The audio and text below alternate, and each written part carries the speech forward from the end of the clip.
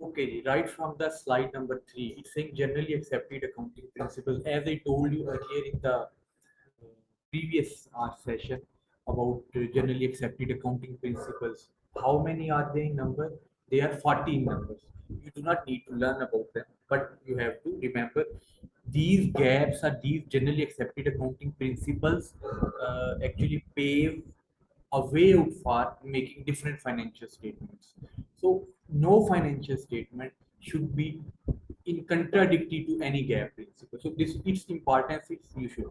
And then financial accounting standard boards. This is also another body. It is also situated in UK, as I told you in the previous session. So these are about. Then directly we are jumping towards the basic definitions and basic concepts. Assets, I believe you are well aware with the concepts of assets. Any resource, tangible or otherwise, that is used to provide future benefits. This is the main touchstone line.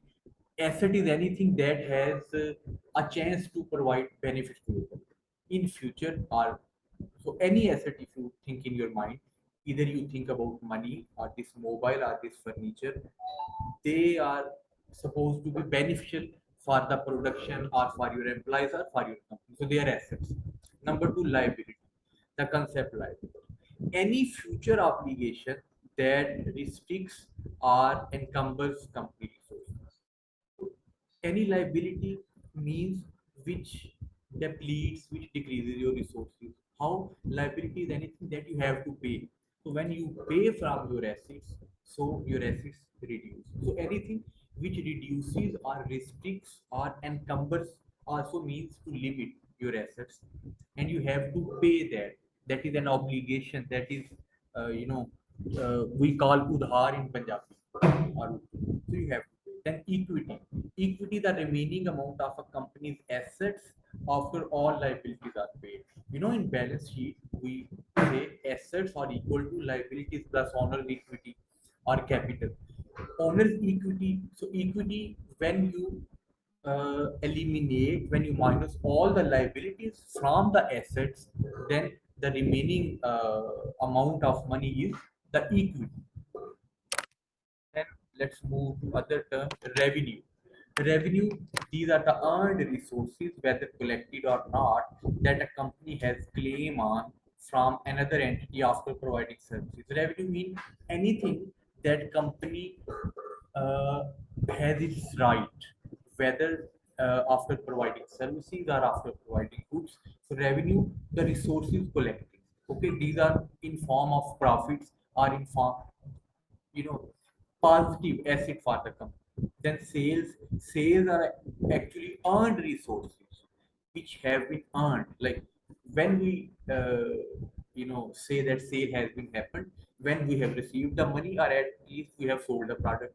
So these are the earned, we earn them whether collected or not, that company has claim on from another entity after transferring. So these are the sales. Expenses, as I told you.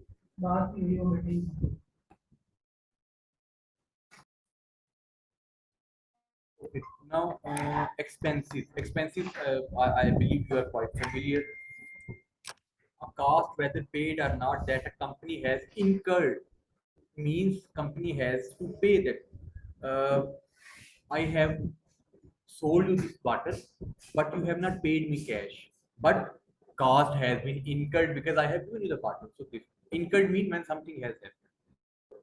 So this is then debits on side of an accounting journal entry that affects balance on account and is listed before all credits are listed. So those are big secret. Debit side the same with the credits. Okay, then move to page number 5. Cutoff value. What look at you're looking at just me. Look at the page number 5. Cutoff value. We talked about the counting period, if you remember. We talked about American system from January to December, and Pakistani system starts from the 1st of July to 30th of June. So cut-off, these are cut. The balance sheet date at future transaction must be recorded. Then red flags, areas of potential concerns where data irregularities occur. Red flags, basically they are the areas on the software of accounting software where chances of errors are there. Then accruals, the earning of revenue or using of expenses without the transfer of cash. Like on credit earning are called accrual. Like I sold you this bottle, but you have not transferred me cash yet. This is the accrual basis of transaction. Then deferrals, the receipt of cash for services not yet rendered or the payments of expenses not used. For example, deferral, like payment of the expenses not used, but payment has been made. Like for example, a transaction of deferral. If you want to go to, let's suppose, Murray, you book a room of hotel there and you transfer them half of the amount of the rent. You have not been there, but you have paid the amount. So this is deferral. Expenses are not used yet, when the expenses will be used, when you will be in that room or when you will be using that room against the rent, then expenses will be used. This is an example of deferral transaction. When transaction has been made, expenses had been made but not used yet. Okay, this is actually an opposite of accrual. Then assets. I think I should stop this class here.